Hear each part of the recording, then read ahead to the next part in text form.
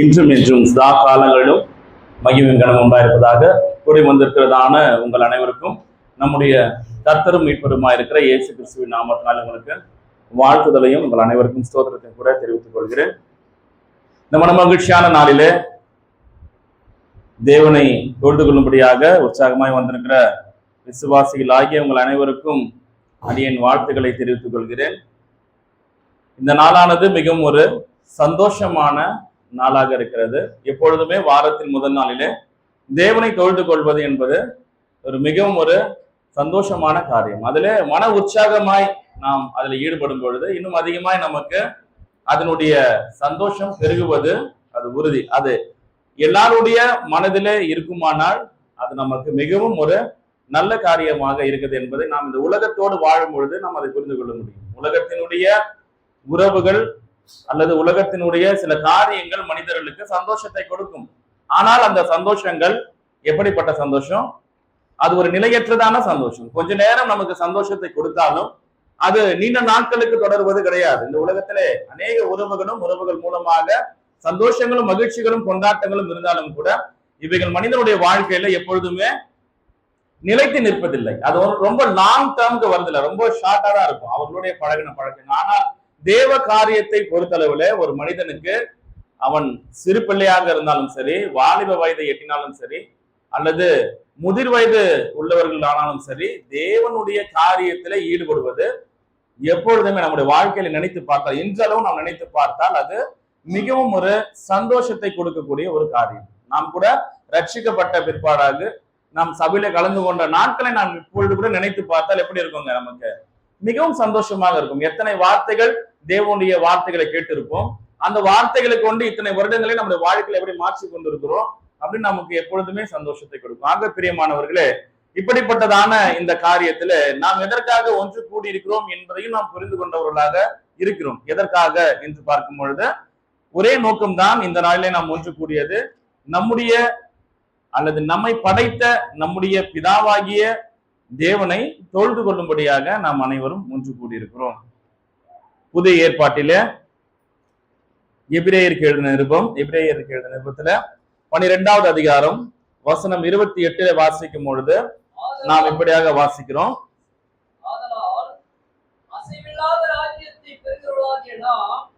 பயத்தோடும் பக்தியோடும் தேவனுக்கு பிரியமாய் ஆராதனை செய்யும்படி கிருபையை பற்றிக் கொள்ள கடவோம். ஆகவே பிரியமானவர்களே, இங்க அமர்ந்திருக்கிற இங்க கூடியிருக்கிற ஒவ்வொருவரும் இங்க எதற்காக வந்திருக்கிறோம் அப்படின்னு நாம் பார்க்கும் பொழுது, அசைவில்லாத ராஜ்யத்தை பெறுகிறவர்களாகிய நாம் பயத்தோடும் பக்தியோடும் தேவனுக்கு பிரியமாய் ஆராதனை செய்யும்படியாகத்தான் இங்க கூடியிருக்கிறோம். ஆக இந்த வசனத்தை கொண்டு நாம் கடந்த நாட்களில அந்த பக்தி குறித்து நாம் பார்த்தோம். இந்த நாளிலும் கூட இந்த வசனத்தில் இருந்து கூட ஒரு வார்த்தையை வைத்து அதிலிருந்து நாம் தியானித்து நாம் கடந்து செல்வோம். இந்த நாளிலே பார்க்கும் பொழுது தேவனுக்கு நாம் என்ன செய்கிறோம்? ஆராதனையை நாம் செய்யும்படியாக நாம் ஒன்று கூடியிருக்கிறோம். மத்தேயு எழுதின நிருபத்துல 15வது அதிகாரம் 9வது வசனத்தை வாசிக்கும் பொழுது, இந்த உலகத்திலே நாம் மாத்திரமல்ல அநேகர் தேவனை ஆராதித்துக் கொண்டிருக்கிறார்கள், இயேசுவை ஆராதித்துக் கொண்டிருக்கிறார்கள். இந்த வசனம் மிக தெளிவாக நமக்கு விளக்குகிறது. மத்தேயு 15வது அதிகாரம் வசனம் 9 மனுஷருடைய கற்பனைகளை உபதேசங்களாக போதித்து வீணாய் எனக்கு ஆராதனை செய்கிறார்கள் என்று யெசையா தீர்க்கதரிசி நன்றாய் சொல்லியிருக்கிறான் என்றார். அப்ப இங்க நம்ம பார்க்கும் பொழுது நாம் வாழ்ந்து கொண்டிருக்கிற காலகட்டத்துல அநேகர் தொழுகை ஏறெடுக்கிறார்கள், ஆராதனை செய்கிறார்கள். ஆனால் அந்த ஆராதனைகள் எப்படி இருக்கிறது என்று பார்க்கும் பொழுது மனுஷனுடைய கற்பனைகளை கொண்டு ஆராதனை செய்து கொண்டிருக்கிறார்கள் இல்லையா? ஒருவேளை நாம் கூடுகிறதான இந்த இடத்துல ஜனங்கள் குறைவாக இருக்கலாம், அல்லது சில மனிதர்களுடைய எண்ணங்கள் என்ன இருக்குங்க? இன்னும் கிறிஸ்தவ சமூகத்தில் இருக்கிறவர்களுக்கு கிறிஸ்துவின் சபையாருடைய நடவடிக்கைகள் எப்படி இருக்கும்? இன்னும் கொஞ்சம் பரிசுத்த ஆவியினுடைய அனல் இருந்தால் உங்கள் சபையை நல்லா இருக்கும் என்று மனிதர்கள் தங்களுடைய வாயால சொல்லுகிறார்கள். எதற்காக என்றால் அது மனிதர்களுடைய எதிர்பார்ப்பு, அவர்களுடைய கற்பனை. இன்னுமா இந்த உலகத்திலே அப்பேற்பட்ட ஆராதனைகள் செய்து கொண்டுதான் இருக்கிறார்கள். அந்த ஆராதனை, அந்த கற்பனைகளை மனிதர்களுக்கு உபதேசங்களாக போதித்து அவர்கள் ஆராதித்து வருகிறார்கள். ஆனால் அந்த ஆராதனை எப்படிப்பட்டது என்று வேதம் நமக்கு விளக்குகிறது. அது வீணான ஆராதனையாக இருக்கிறது. பிரியமானவர்களே, அப்படிப்பட்ட ஒரு வீணான ஆராதனையை நாம் என்ன சொல்லக்கூடாதுங்க, செய்யக்கூடாது என்று வேதம் நமக்கு புத்தி சொல்கிறது. ரோமருக்கு எழுதின நிருபத்துல 12வது அதிகாரம் முதல் வசனத்துல வாசிக்கும் பொழுது நம்ம எப்படியா வாசிக்கிறோம்? ரோமர் 12வது அதிகாரம் வசனம் 1. அப்படி இருக்க சகோதரரே, நீங்கள் உங்கள் சரீரங்களை பரிசுத்தமும் தேவனுக்கு பிரியமான ஜீவ பலியாக ஒப்புக் கொடுக்க வேண்டும் என்று தேவனுடைய இரக்கங்களை முன்னிட்டு உங்களை வேண்டிக் கொள்கிறேன். இதுவே நீங்கள் செய்யத்தக்க புத்தியுள்ள ஆராதனை. பிரியமானவர்களே, அப்புறம் மத்தேயில வாசிச்சோம், அது மனிதர்களுடைய உபதேசங்களை செய்து கொண்டிருக்கிறவர்களுடைய அந்த ஆராதனை எப்படிப்பட்ட ஆராதனை? அது ஒரு வீணான ஆராதனையாக இருக்கிறது. அப்ப அந்த வீணை விட்டு விட்டு உபயோகமான ஆராதனைக்குள்ள வந்தோம் என்று சொன்னால் அது எப்பேற்பட்ட ஆராதனையாக இருக்கிறது? வேதம் விளக்குகிறது, அது ஒரு புத்தியுள்ள ஆராதனையாக இருக்கிறது. அப்ப நாமும் கூட ஒன்று கூடி இருக்கிற நாம் அனைவரும் எப்படிப்பட்டதான ஆராதனை நாம் செய்ய வேண்டும்? புத்தியுள்ள ஆராதனையை செய்யும். அப்ப புத்தியுள்ள ஆராதனை என்றால் என்ன? நம்ம மேலே சொல்லப்பட்டிருக்கிறது, அப்படி இருக்க சகோதரரை, நீங்கள் உங்கள் சரீரங்களை பரிசுத்தமும் தேவனுக்கு பிரியமுமான ஜீவ பலியாக ஒப்புக் கொடுக்க வேண்டும் என்று தேவனுடைய இரக்கங்களை முன்னிட்டு உங்களை வேண்டிக் கொள்ளுகிறேன். அப்போ நம்முடைய சரீரங்களை பரிசுத்தமாக பார்த்து கொள்ள வேண்டும். அது மாத்திரம் அல்லாமல் இந்த சரீரத்தில உள்ள இருக்கிற ஆத்மாவை கொண்டு நாம் தேவனை தொழுது கொள்ளுகிறோமே, அந்த தொழுகை மனிதர்களுடைய கற்பனைகளாக இருக்கக்கூடாது. அப்ப இங்க ஏதாவது ஒரு செயல் செய்யறோம், ஆரம்பத்துல என்ன செய்யறாங்க? ஆரம்ப ஜெபம் செய்யறாங்க. அப்போ ஜெபம் எதற்கு செய்ய வேண்டும் என்ற ஒரு கேள்வி என்ன பண்ணுங்க, ஒரு விசுவாசிக்கு வரணும். அப்ப அந்த ஜெபம் ஏன் செய்ய வேண்டும் என்று சொன்னால், தேவன் சொல்லி இருக்கிற பிரகாரமாக தேவனுடைய வார்த்தையை ஆண்டவராகிய இயேசு கிறிஸ்து வெளிப்படுத்தினாரே, அந்த வார்த்தையை அப்போஸ்தலருக்கு கொடுத்தாரே, அந்த அப்போஸ்தலர்கள் முதல் நூற்றாண்டு கிறிஸ்தவர்களுக்கு கொடுத்தார்களே, அந்த கிறிஸ்தவர்கள் கை கொண்டு வந்து பிற்பாடு வர அனைத்து கிறிஸ்தவரும் கை கொள்ள வேண்டும் என்று பரிசுத்த ஆவியானவர் கொடுத்திருக்கிறதான இந்த வார்த்தைகளை கொண்டு நாம் செய்கிறோமா என்று நம்மை நாமே நிதானித்து பார்க்க வேண்டும். அப்ப நாம் செய்கிற ஜெபம் யாருன்னா செஞ்சிருக்காங்கன்னு பாக்குறத விட யாரு செய்திருக்கிறார்கள் இதை?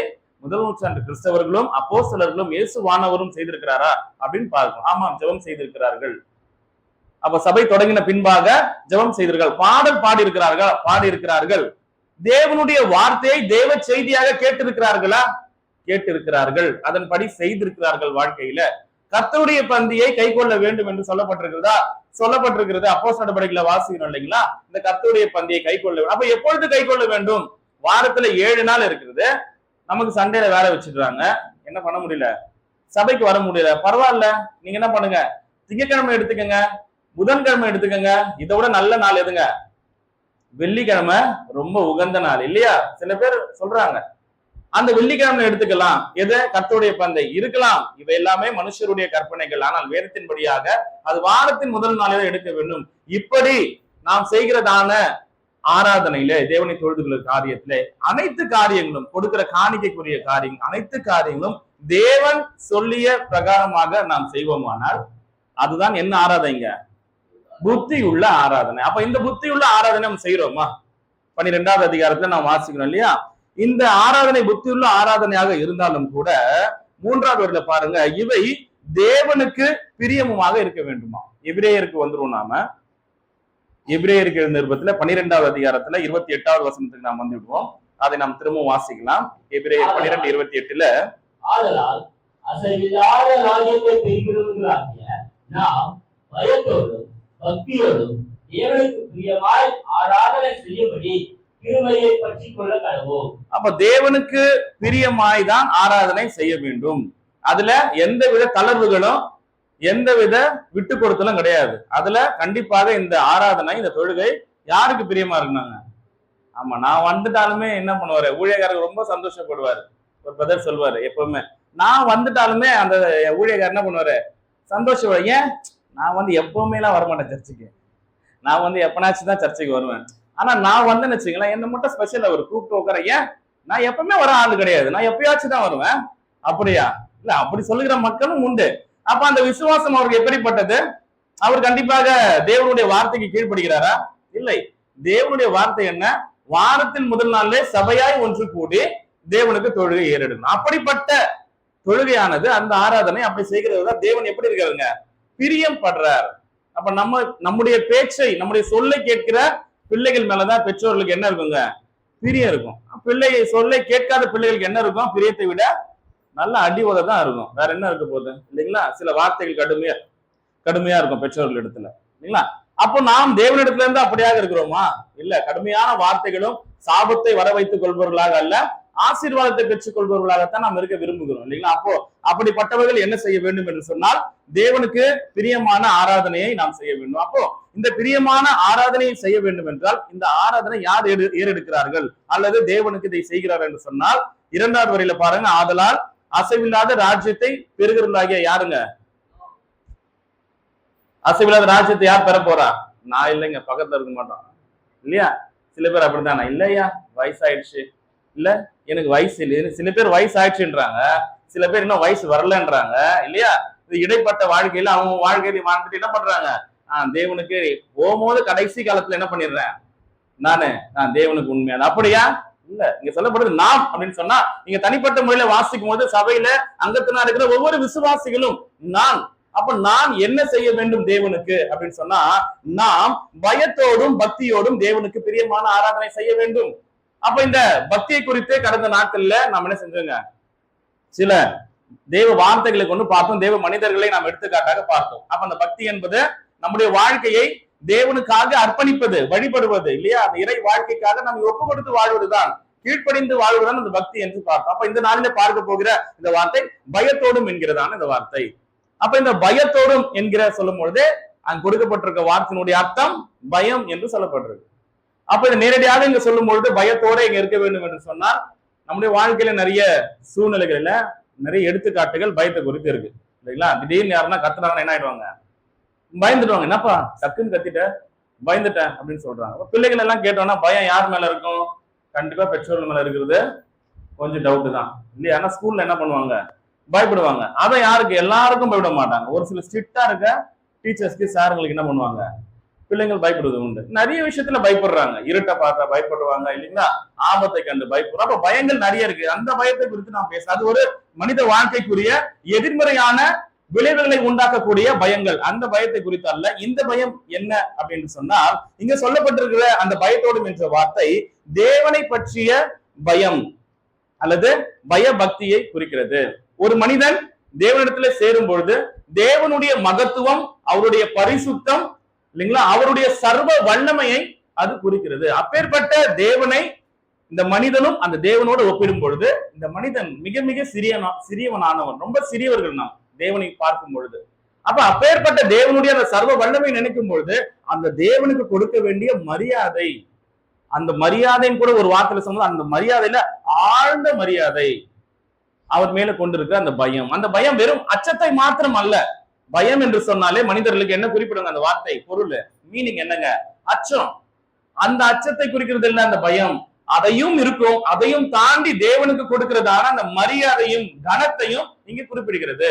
அப்ப இந்த பயத்தை, தேவனுக்கு கொடுக்க வேண்டிய பயத்தை நம்முடைய வாழ்க்கையில நாம் கை கொண்டிருக்கிறோமா? மத்தேயு எழுதின நிருபத்துல சுவிசேஷ பகுதியில 10ஆம் அதிகாரம் 28வது வசனத்தை அப்படியாக வாசிக்கிறோம். மத்தேயு 10வது அதிகாரம் வசனம் 28ல, ஆத்துமாவை கொல்ல வல்லவர்களாய் இராமல் சரீரத்தை மாத்திரம் கொல்கிறவர்களுக்கு நீங்கள் பயப்பட வேண்டாம். ஆத்துமாவையும் சரீரத்தையும் நரகத்திலே அழிக்க வல்லவருக்கே பயப்படுங்கள். நம்ம ஆத்மாவையும் சரீரத்தையும் நரகத்திலே அழிக்க வல்லவருக்கு நம்ம என்ன செய்யணுங்க? பயப்பட வேண்டும். இந்த பயமானது வெறும் அச்சம் மாத்திரமல்ல, அவருக்கு கொடுக்க வேண்டிய கனத்தை, அவருக்கு கொடுக்க வேண்டிய மரியாதையை நாம் செலுத்த வேண்டும். அப்ப எப்படி இந்த மரியாதையும் கனத்தையும் நாம் செலுத்த முடியும்? நம்மை படைத்த தேவனுக்கு. அப்ப நாம் செலுத்திக் கொண்டு இருக்கிறோமா இல்ல இல்லையா அப்படின்னு நம்ம வேத பகுதியில ஒரு சில வசனங்களை கொண்டு வாசி. பழைய ஏற்பாட்டில நீதிமொழிகள் 9வது அதிகாரம் வசனம் 10 நாம் வாசிக்கலாம். நீதிமொழிகள், கர்த்தருக்கு பயப்படுவதே ஞானத்தின் ஆரம்பம், பரிசுத்தரின் அறிவே அறிவு. அப்ப இங்க கர்த்தருக்கு பயப்பட வேண்டியது அந்த ஞானத்தினுடைய ஆரம்பமாக இருக்கிறது. அப்ப இந்த ஆரம்பமே அவருக்கு பயப்படுவதால் முழுவதுமாக அந்த பயத்தை குறித்து பார்க்கும் பொழுது அவருக்கு பிரியமாக இது மாறுகிறது என்று நாம் புரிந்து கொள்ள முடியும். பழைய ஏற்பாட்டில இஸ்ரவேல் மக்களை குறித்து நாம் பார்க்கும் பொழுது பிதாவாகிய தேவன் நேரடியாக அந்த இஸ்ரவேல் மக்களை அவர் தெரிந்தெடுத்துக் கொண்டார். சில பேருக்கு யோசிக்கிறதால என்ன எப்ப பாரு என்ன அந்த சர்ச்சைக்கு வந்தாலே பைபிளை பத்தியே பேசுறாங்கல்ல, தோணலையா? அந்த மாதிரி தோணுதா இல்லையா? கீழே பாத்திரம் கேள்வி கேட்டோன்னு சில பேருக்கு தோணும் இல்ல, இப்ப பாரு சர்ச்சைக்கு வந்து என்ன பண்றாங்க, பைபிளை பத்தியே பேசுறாங்க, வேற ஏதாவது இன்னும் கொஞ்சம் என்ன பண்ணுங்க இன்ட்ரெஸ்டா பேசினா கிடையாது நல்லா இருக்கும் இல்ல, அப்படி சில பேருக்கு தோணுவதுக்கு உண்டு. அப்படி தோணுச்சுன்னா அந்த சிந்தனையை என்ன பண்ணுங்க அப்படியே நம்ம கட் பண்ணி அப்படி வெளியே போட்டுருணும். ஏன் என்று சொன்னால் தேவனை தொழுது கொள்கிற காரியத்துல தேவ காரியம் தான் பேசப்படும். அப்ப நம்முடைய இருதயங்களை நம்முடைய மனங்களை அது உற்சாகத்தோடு கேட்பதற்கு நம்ம மாற்றிக்கொள்ள வேண்டும். அதுதான் உண்மை. நம்ம முதலாவது நமக்கு என்ன பண்ணுவோம், கொஞ்சம் சகிப்புத்தன்மை நமக்கு தேவைப்படுகிறது. அதிகமான நேரம் தேவனுடைய வார்த்தை பேசி கொண்டிருக்கும் போது நான் பார்க்கிறேன் ஒரு சில இடங்களில என்ன செஞ்சிடுறாங்க, சரீரத்தினுடைய தூக்கம் நல்லா வந்துருது சில பேருக்கு, பாத்துருக்கீங்களா இல்லையா? தூங்கிடுவாங்க. ஏன் அப்படின்னு சொன்னா அந்த கேட்பதிலே உற்சாகம் சில மக்களுக்கு குறை உள்ளதாக இருக்கிறது. அப்போ நம்ம என்ன பண்ணுங்க, அந்த வார்த்தைகளை கேட்பதற்கு நல்ல முயற்சி செய்யணும். அப்ப நீதிமொழிகளை வாசிக்கிறோம், கர்த்தருக்கு பயப்படுதல் ஞானத்தோடைய ஆரம்பம். அப்ப நம்ம எல்லாரும் ஞானவான்களாக ஞானம் உள்ளவர்களாக நாம் நடந்து கொள்ள வேண்டியது நமக்கு அவசியமாக இருக்கிறது. சரி, இஸ்ரவேல் மக்களை குறித்து பார்த்தோம். இஸ்ரவேல் மக்களை தேவன் தெரிந்து கொள்ளும் பொழுது நிறைய காரியங்கள் இருக்கிறது, அதை பார்க்கும் பொழுது. ஆனால் அவருடைய வாழ்க்கையில அவர்கள் என்ன செய்ய வேண்டும் என்று தேவன் நேரடியாக சொல்லி இருக்கிறார். உபாகம் புஸ்தகத்துல 10வது அதிகாரம் வசனம் 12 நாம் வாசிக்கலாம். உபாகம் புஸ்தகம் அதிகாரம் 10 வசனம் 12. இப்பொழுதும் இஸ்ரவேலே, நீ உன் தேவனாகிய கர்த்தருக்கு பயந்து அவர் வழிகளில் எல்லாம் நடந்து அவரிடத்தில் அன்பு கூர்ந்து உன் முழு இருதயத்தோடும் உன் முழு ஆத்மாவோடும் உன் தேவனாகிய கர்த்தரை சேவித்து. அப்போ இது இஸ்ரவேல் மக்களுக்கு சொல்லப்பட்டதுதான். ஆனாலும் கொரிந்தியர் நிருபத்தில நாம் வாசிக்கும் பொழுது வாசிக்கிறோம், இவைகள் பழைய ஏற்பாட்டில கொடுக்கப்பட்டிருக்கிறவைகள் நமக்கு எப்படி இருக்குதுங்க, போதனைகளாக இருக்கிறது நமக்கு. அப்ப இந்த போதனையை வைத்துக் கொண்டு நம்முடைய வாழ்க்கையை நாம் சீர்படுத்திக் கொள்ளலாம். அப்ப இந்த வார்த்தை சொல்லப்பட்டிருக்கு பாருங்க, இப்பொழுதும் இஸ்ரவேல், நாம் ஆவிக்குரிய இஸ்ரவேல் மக்களாக இருக்கிறோம், உன் தேவனாகிய கர்த்தருக்கு என்ன செய்யணுங்க, பயப்படணும். நம்ம முதல்ல பயந்து அவர் வழிகள் எல்லாம் நடந்து அவரிடத்தில் அன்பு கூர்ந்து உன் முழு இருதயத்தோடும் உன் முழு ஆத்மாவோடும் உன் தேவனாகிய கர்த்தரை சேவி. அப்ப நம்முடைய வாழ்க்கையில கூட நாம் முதலாவது என்ன செய்யணுங்க, கர்த்தருக்கு பயப்படணும். அந்த பயப்படுதலோடு கூட அவருடைய கட்டளைகளுக்கு கீழ்ப்படியணும். இது வாழ்க்கை முழுவதுமா நம்ம செய்தோம்னா கண்டிப்பாக நமக்கு ஆசீர்வாதங்கள் உண்டு. முதலாவதாக எப்பொழுதுமே ஒரு மருந்து கொடுக்கும் போது அந்த மருந்து அல்லது ஒரு நல்ல உணவுப் பொருள் மக்களுக்கு என்ன உண்டாக்காதுங்க, வாய் சுவையில, நம்ம தமிழ் இதுல வந்து அறுசுவையில் இருக்குல்ல, அந்த அறுசுவையில ஒரு சுவையாக இனிப்பாக இருக்காது. எப்படி இருக்கும், கசப்பா தான் இருக்கும். அதை ஏற்றுக்கொள்ள முடியுமா, சந்தோஷமா குடிக்கிறவர்கள் மிகவும் குறைவு. அப்ப எப்பொழுதுமே தேவனுடைய வார்த்தைகள் மனிதனுடைய செயல்பாட்டிற்கு எதிராகத்தான் இருக்கும், அதை ஏற்றுக்கொள்ள முடியாது. ஆனால் அதை ஏற்றுக்கொண்டால் வாழ்க்கைக்கு கண்டிப்பாக நல்லது நடக்கும். ஆரம்பத்திலே வாலிப வயதுல நம்முடைய வாழ்க்கை எப்படி வேண்டுமானாலும் வாழ்கிறவர்கள் என்பவர்கள் உண்டு. ஆனால் ஒரு 20-30 வருடம் கழித்து திரும்பி பார்க்கும் பொழுது நாம் சீர்பட்டு வாழ்ந்த வாழ்க்கை தான் மனிதனுக்கு நன்மையை தருகிறது. சமூகத்துல அவனுடைய வாழ்க்கை வந்து நன்மையாக இருக்கிறதுன்னு பார்க்க முடியும்.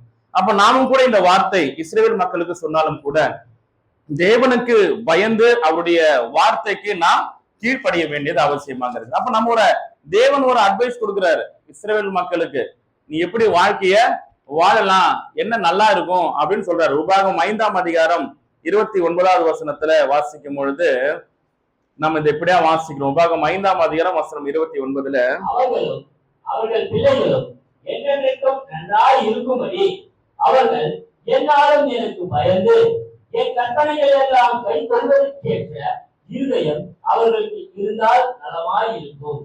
சரிங்க, இப்ப வாசிச்சதை கேட்டிருப்பீங்கன்னு நினைக்கிறேன். நம்ம எல்லாருக்கும் என்ன இருக்குங்க, இருதயம் இருக்கா? ஆமா, இருதயம் இருந்தா தானே உயிரோடு இருக்க முடியும். இது என்ன கேள்வி இல்லையா? எழுதி முடிச்சிட்டீங்களா? ரொம்ப பேர் எழுதிட்டு இருக்க மாதிரி இருக்கு. எல்லாம் எழுதியாச்சா? ஆமா, எல்லாருக்கும் இருதயம் இருக்கா? இங்க துரிக்குமே, அந்த இருதயத்தை கேட்கல, உள்ளான மனசு, அதுதான் இங்க இதயம் சொல்லப்பட்டிருக்கு. இப்ப எல்லாருக்கும் மனசு இருக்கா? இருக்கு இல்லையா? இப்ப அந்த மனசு எப்படி இருக்கும் நம்ம வாசிக்கலாம். திரும்ப வாசிங்க 5ஆம் அதிகாரம் 29வது வசனத்துல, அவர்களும் அவர்கள் பிள்ளைகளும். அப்ப இங்க இருக்கிற நாமும் நம்முடைய பிள்ளைகளும் என்றென்றைக்கும் நன்றாய் இருக்கும்படி. அப்ப நாமும் நம்முடைய பிள்ளைகளும் எப்படி இருக்கணுங்க, இன்னைக்கு மட்டும் சந்தோஷமா இருந்தா போதும் இல்லையா?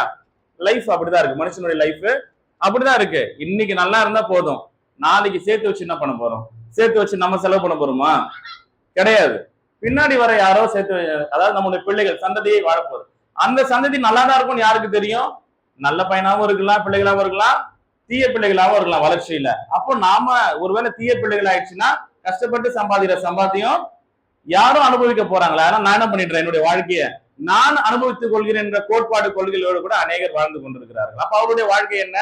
இன்றைக்கு சந்தோஷமா தான் போதும். இன்னைக்கு எனக்கு சந்தோஷம் கொடுக்குதா, இந்த செயல் எனக்கு சந்தோஷம் கொடுக்குதா, என் மனசுக்கு சந்தோஷமா இருக்கா, என் சரீரத்துக்கு சந்தோஷப்படுதா அப்படின்னு நிறைய பேரு வாழ்க்கை வாழ்றாங்க. அப்படி வாழ்ந்த வாழ்க்கை இன்னைக்கு நம்ம தமிழ்நாடு அரசு என்ன பண்ணுதுங்க, போதை பொருள் அளவுக்கு போற அளவுக்கு பெரிய சட்டம் போடுற அளவுக்கு போய் நிக்குது. ஏன்னா இப்படிதான் நடக்கும் அதோடைய முடிவு, இல்லைங்களா?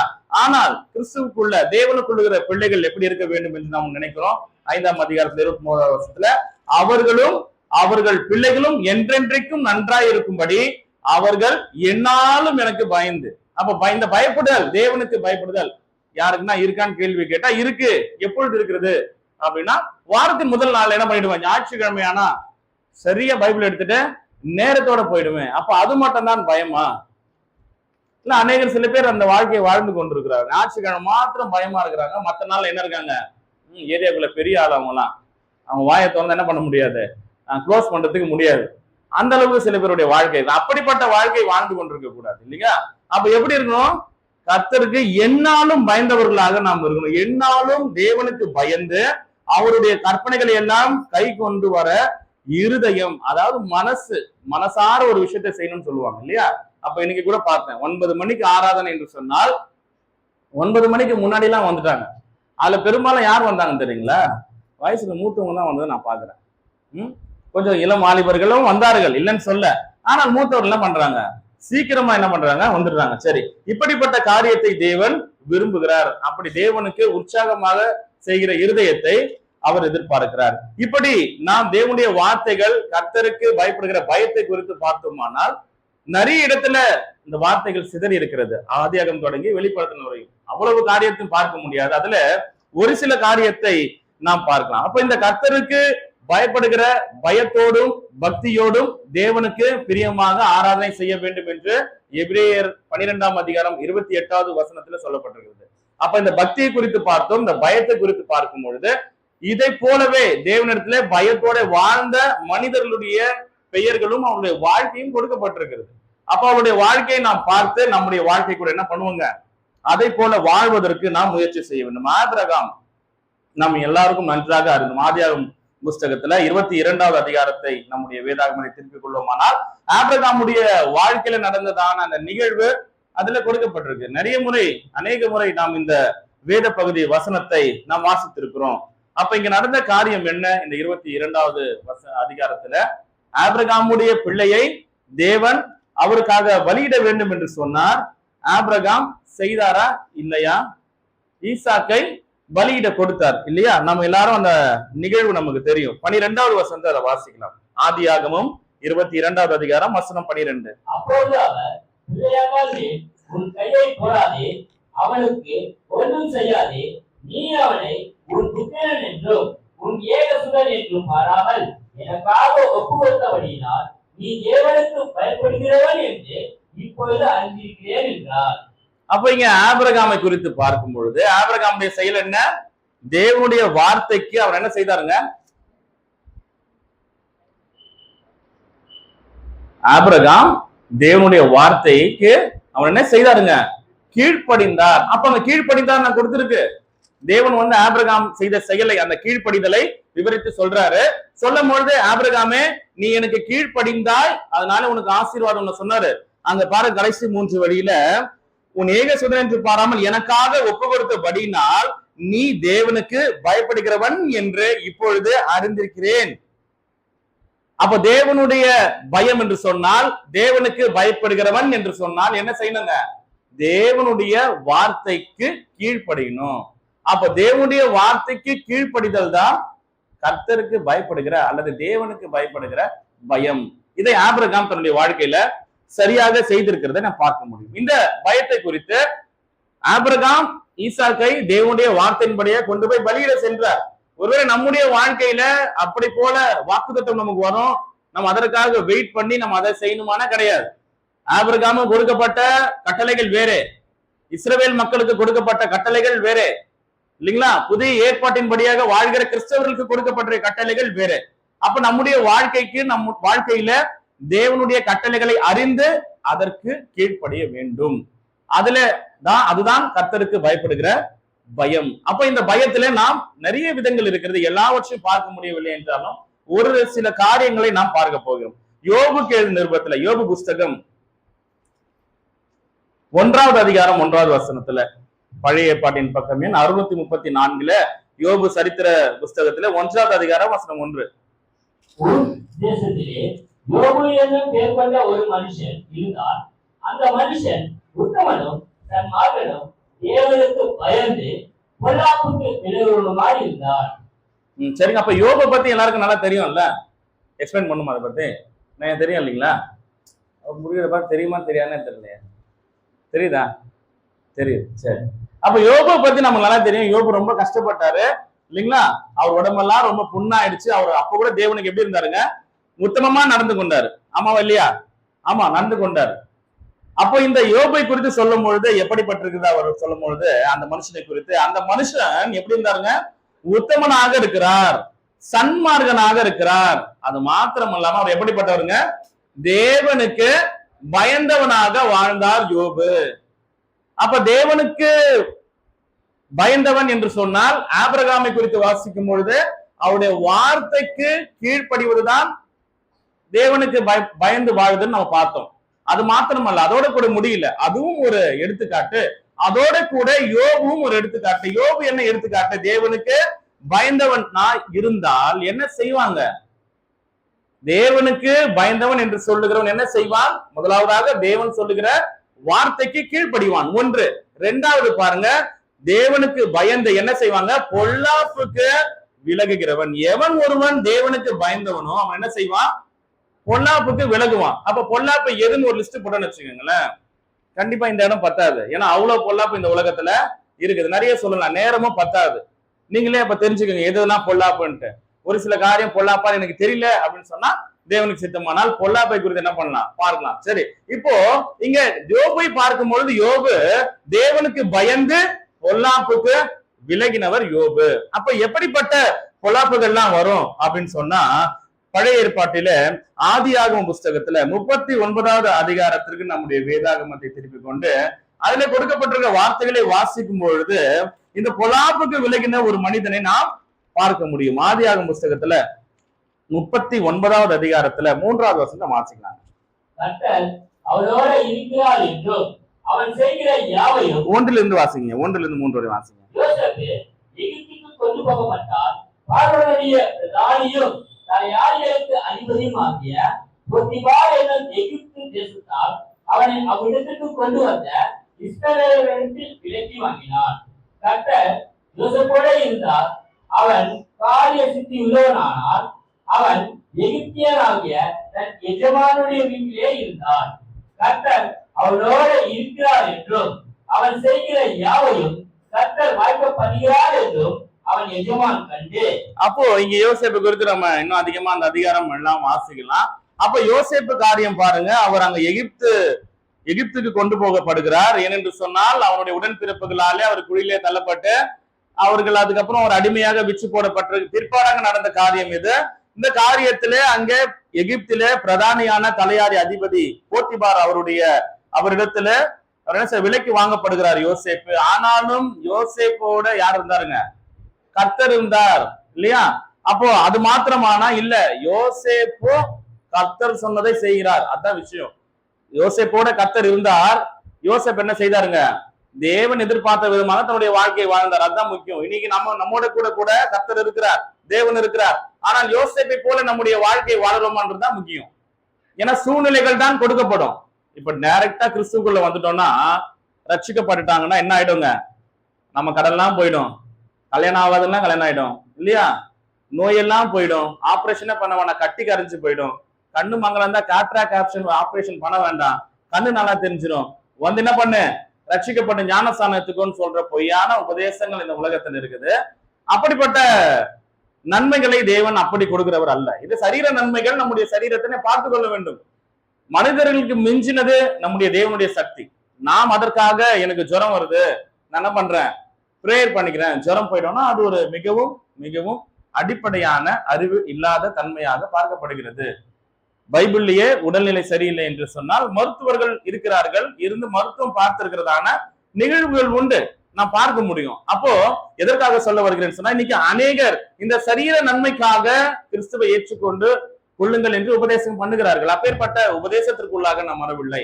ஆத்மாவை காத்துக் கொள்ளக்கூடிய உபதேசத்துக்குள்ளாக நாம் என்ன செய்திருக்கோங்க, வந்திருக்கிறோம். அப்ப இங்க நாம் யோசேப்பை குறித்து பார்க்கும் பொழுது, யோசேப்போடு கூட கர்த்தர் இருந்தார். ஆனால் கர்த்தர் இருந்ததினாலே, அவருடைய வார்த்தையை அவன் தன்னுடைய இருதயத்திலே யோசேப்பு வைத்ததினாலே, யோசேப்புக்கு ஒரு சூழ்நிலை தேவன் எதிர்பார்த்த விதமாக யோசேப்பு வாழ்கிறார். அங்க தொடர்ந்து அந்த வசனங்களை வாசித்து வந்தால், யோசேப்பு தேவனுக்கு விரோதமாய் பாவம் செய்வது எப்படி என்றால், இப்போ யோசேப்புக்கு ஒரு சூழ்நிலை, இந்த யோசேப்பு ஒரு தவறு செய்யும்படியாக ஒரு சிச்சுவேஷன் இல்லைங்களா, யாருமே இல்ல வேலை செய்யற இடத்துல, ஏதோ ஒரு பொருள் உபயோகமா இருக்குது, அது என்ன பண்ணலாம், இலவசமா தான் கிடைக்குது, அதை எடுத்துட்டு வந்து என்ன பண்ணலாம், வீட்டுல கூட என்ன பண்ணலாம், வச்சுக்கலாம். அப்ப அந்த சூழ்நிலை நமக்கு வருது, என்ன செய்வோம், அது ஒரு கம்பெனிக்கு சொந்தமானதா இருக்கலாம், அப்ப நம்ம என்ன செய்யறோம், வீட்டுல எடுத்துட்டு வந்து வச்சுக்கலாம் இல்லைங்களா. அப்படிதான் நடந்துட்டு இருக்கு உலகத்துல. இனாமா எதெல்லாம் கிடைக்குதோ அதெல்லாம் வச்சுக்கலாம். பாவம் கூட இப்படிதான் கிடைக்குதுங்க, இலவசமா தான் கிடைக்குது. இன்னும் சொல்ல போனால் நம்ம அழுகிற காலகட்டத்துல ரொம்ப மலிவான விலையில பாவம் கிடைக்குது. கேட்கறதுக்கு சில பேருக்கு அப்படின்னா, மலிவான விலையில பாவம் கிடைக்குது. எவ்வளவு மலிவுல கிடைக்குது, 10 ரூபாய்க்கு பாவம் கிடைக்குது, இலவசமா கூட கிடைக்குது. ஆனாலும் 10 ரூபாய்க்கு பாவம் கிடைக்குது. தெரியுமா உங்களுக்கு? எப்படின்னு யோசிக்கிறீங்களா? 10 ரூபாய் பாவம் எப்படி? ஆமா, மொபைல்னு ஒண்ணு வச்சிருந்தா அதுக்கு ரீசார்ஜ் பண்ற இன்டர்நெட்டுக்கு 10 ரூபாய் கொடுத்தா இன்டர்நெட் கிடைக்கும். அதுல நெட்ல கிடைச்சா என்ன பண்ணலாம், அதுல பாவம் பண்றதுக்கான இது அன்னைக்கு வாய்ப்புகள் உண்டு இல்லையா. அப்ப இங்க யோசேப்புக்கு ஒரு பாவம் செய்யறதுக்கான ஒரு சூழ்நிலை அங்க நான் வாசிக்கிற பாருங்க, 9வது வசனத்தை திருப்பி வாசிங்க, 39:9. இந்த வீட்டிலே என்னிலும் பெரியவன் இல்லை, நீ அவருடைய மனைவியாய் இருக்கிறபடியால் உன்னை தவிர வேறொன்றையும் அவர் எனக்கு விலக்கி வைக்கவில்லை. இப்படி இருக்க நான் இத்தனை பெரிய பொல்லாப்புக்கு உடன்பட்டு தேவனுக்கு விரோதமாய் பாவம் செய்வது எப்படி என்றார். சரி, இப்ப நம்ம எதுக்கு இந்த வசனத்தை வாசிச்சோம்னா, யோபு 1ஆம் அதிகாரம் 1ஆம் வசனத்தை வாசித்த பிரகாரமாக தேவனுக்கு பயந்து பொல்லாப்புக்கு விலகுகிறவனுமாய் இருந்தான் யோபு வாசிச்சது இல்லைங்களா.